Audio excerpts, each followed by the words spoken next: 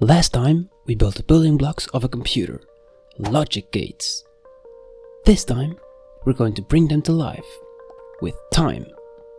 Clocks, binary, counting, all the stuff computers do billions of times a second. We're going to do it in Minecraft survival mode.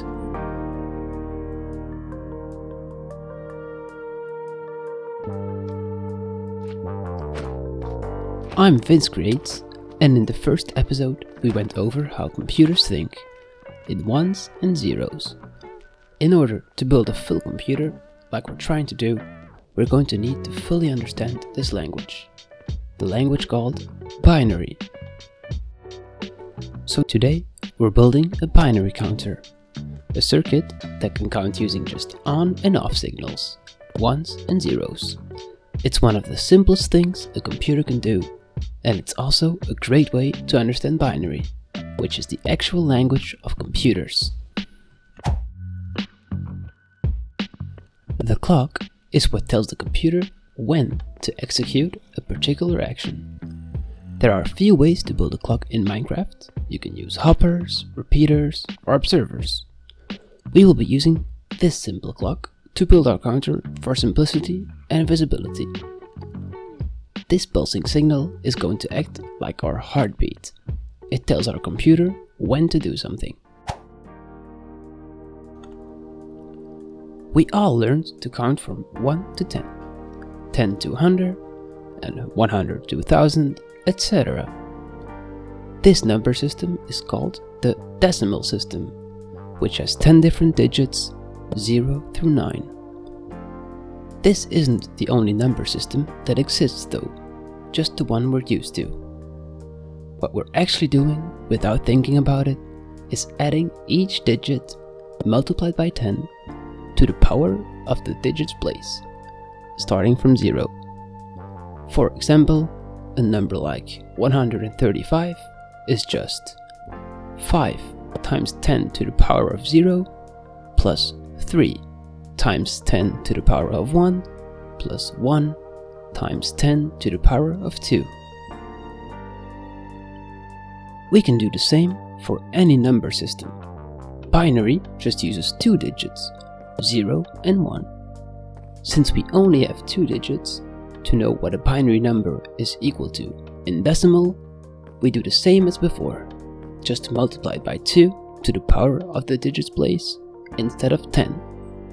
So, for example, 1 0 0 0 0 1 1 1 is just 1 times 2 to the power of 0 plus 1 times 2 to the power of 1 plus 1 times 2 to the power of 2 plus 0 times 2 to the power of 3, etc. until you reach plus 1 times 2 to the power of 7.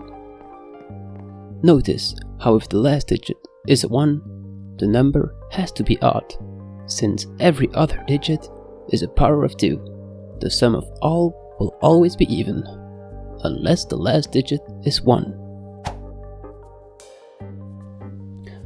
A 1-bit counter is really easy, but key to understand how counters with more bits work. All we need is an RS, or reset set, NOR latch, or a T flip-flop to store the current state of a bit. We'll talk more about these latches and flip-flops in a later video, where we talk about memory, but it's not important to understand the concepts in this video. All you need to know is that on each tick, the state just flips from 1 to 0 and back. We're using a 2-tick pulse to make the states switch. So now, we'll connect our clock to this counter, and voila! We just made a 1-bit binary counter. It can count 0, then 1, then 0 again, but that's just the beginning. All we have to do now is chain these bits together. But how do we do that? If you look at how binary numbers increment, we can see that whenever a bit flips from 1 to 0, the next bit flips from 0 to 1. We can easily detect this in Minecraft with a redstone torch, or NOT gate. which turns on when the input turns off. As you can see, the signal ripples through to flip each bit. This isn't the best for a bigger computer that uses more bits, since it will be pretty slow.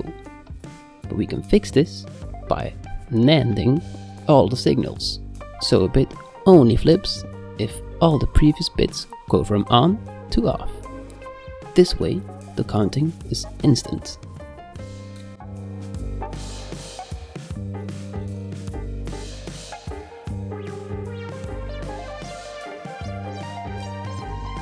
We can now stack these vertically by building this compact section and just stacking it on top of each other. The flip-flops we use just use NOT gates to invert the signal and use AND or NAND gates to control the signal flow. Everything we built in the last episode is already doing a useful work. This isn't just a theory, this is a working digital system. With just a few gates and some redstone dust, we now have a 4-bit binary counter ticking away.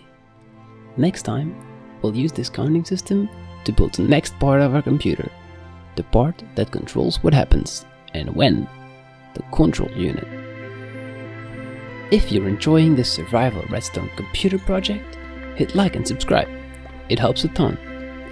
Let me know in the comments how high you want this computer to count. To really know if you understood these concepts, I really recommend you try building your own 2-bit counter, or build one using a different type of clock.